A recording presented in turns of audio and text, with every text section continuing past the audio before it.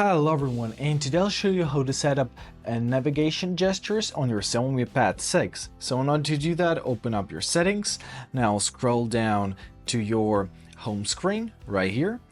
Choose your system navigation tab. Now here you are to choose between buttons, which you most likely have by the default, or gestures. So simply tap on the gestures tab. If you want to learn them, press learn. Let's complete this tutorial. So press learn. Now to go to home screen, you have to swipe up from the lower edge of the screen, just like this. Press next. To open your recents, you have to swipe up from the lower edge of your screen, pause and release your finger. Let's go back next. To go back to the previous slide, simply swipe from the edge to the center of the screen. To switch between apps, simply swipe left or right from the bottom of your screen. Press got it.